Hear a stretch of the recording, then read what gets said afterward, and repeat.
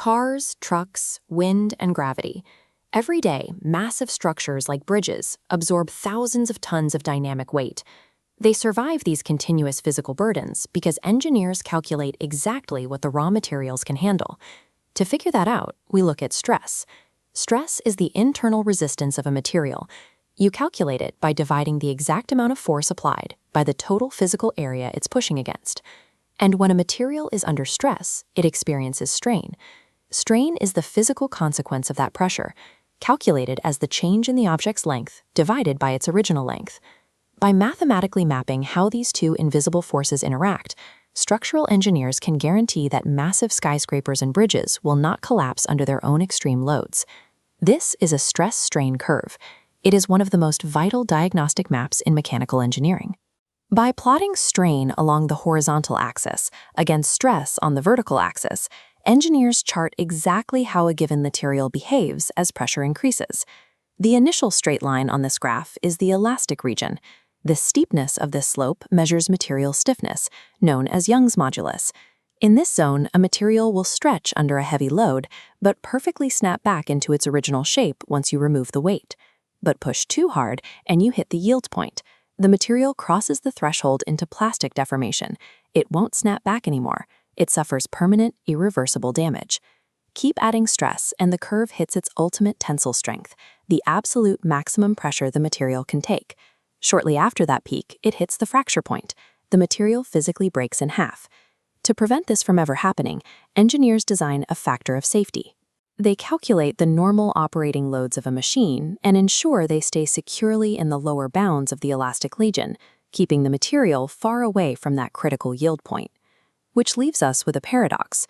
If we mathematically lock our designs deep inside this safe zone, why do perfectly engineered components still spontaneously break? Because a single catastrophic overload isn't the only way to destroy a piece of metal. Think about a simple paperclip. A single slight bend easily falls in that safe elastic zone.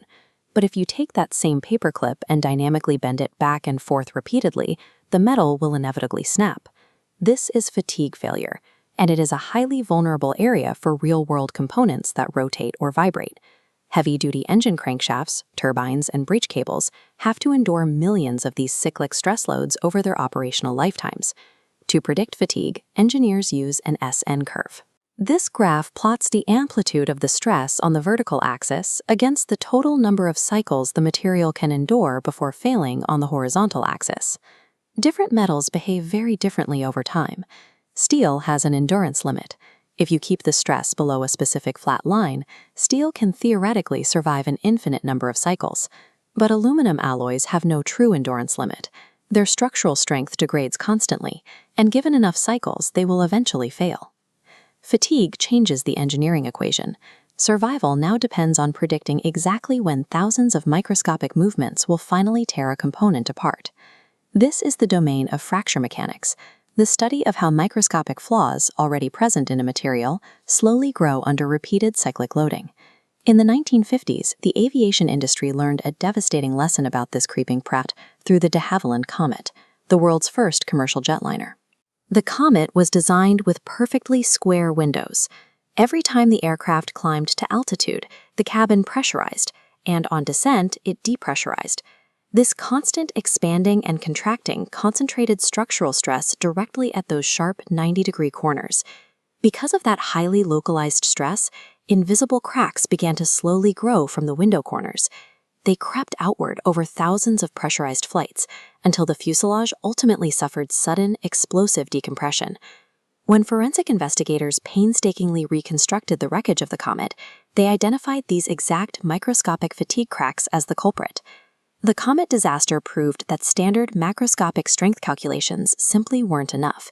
Invisible, cyclic fatigue could entirely bypass the safety margins engineers thought they had secured. That tragic discovery forced a global change in design. Every modern commercial aircraft now relies on distinctively rounded, oval passenger windows and hatches. The curves safely dissipate the structural stress rather than concentrating it. Armed with accurate fatigue curves, modern aviation now relies on strict scheduled maintenance programs.